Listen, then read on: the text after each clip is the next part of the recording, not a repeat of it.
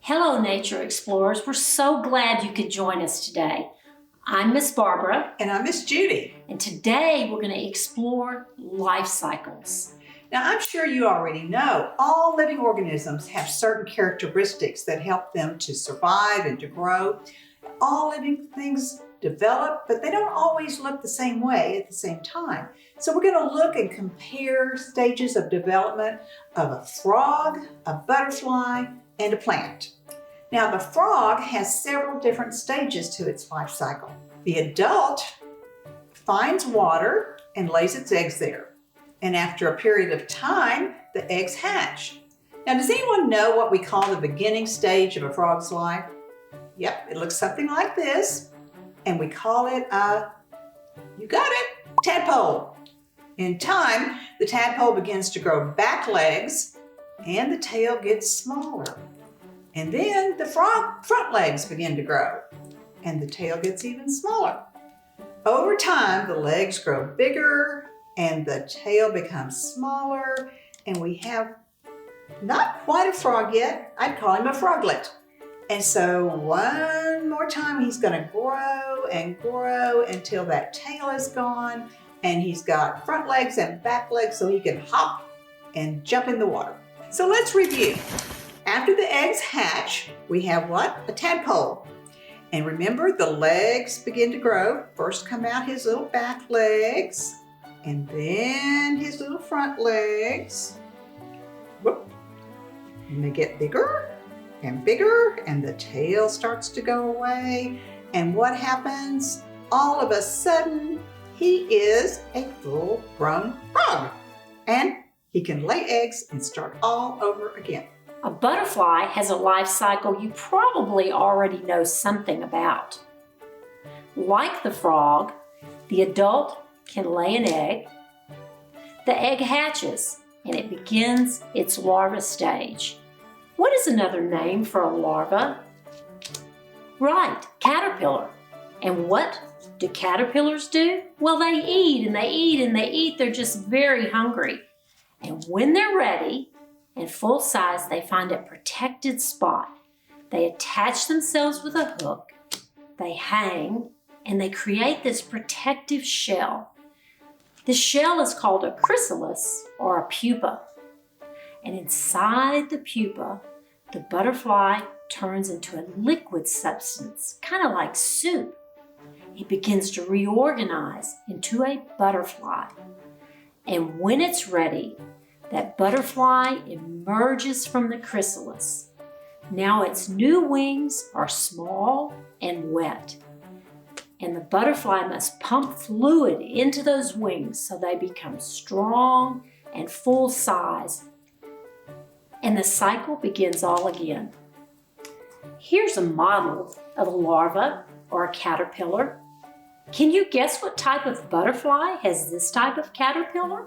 Just as different butterflies look different, the larva and pupa of different butterflies don't look the same. See how many different caterpillars there are here?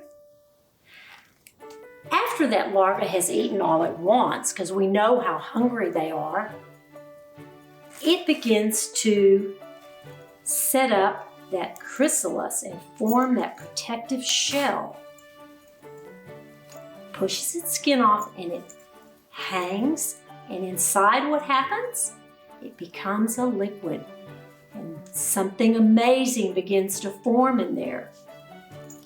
From there, the butterfly begins to emerge and the wings are small and wet until it begins to pump fluid and make them stronger and emerges to a full-size monarch butterfly, and the cycle begins again.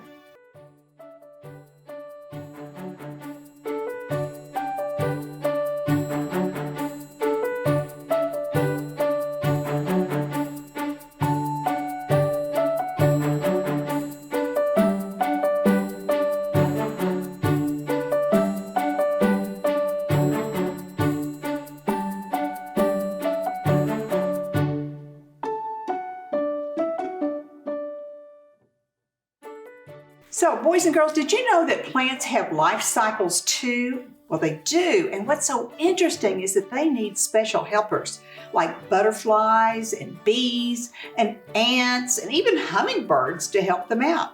You see, flowers have tiny eggs way down inside, and they need pollen to help make those eggs grow into seeds. And that's where those pollinator helpers come in. When a bee or a butterfly lands on a flower, it gets that pollen on its legs and on its wings, and then it goes to another flower and does the same thing. They're looking for nectar, but they don't know that they're transporting pollen as they move. And what happens is that pollen goes way down in that tube that goes down to where the eggs are. And can you guess what gets formed when pollen gets into an egg? Well, you got it right, it's a seed. And that's when the flower finishes blooming. Those seeds fall into the ground and they're planted, or something like that happens. And after a while, being in the ground or in some dirt and having rain or water from a watering can or hose, plus a lot of good sunshine, those seeds will start to sprout and will become a plant just like the one it came from. It will grow flowers and begin the cycle all over again. I think that's just fascinating, don't you? The reason for a flower, every flower, even weeds, the reason for a flower is to manufacture seeds. Can you see all of these seeds? Look at there. Even a coconut is a seed. So let's say that again. The reason for a flower, every flower, even weeds, the reason for a flower is to manufacture seeds. Well done. Well, nature explorers, we're so glad you joined us today. We hope you learned something new about the life cycle of living organisms. Until next time, stay safe and keep exploring nature.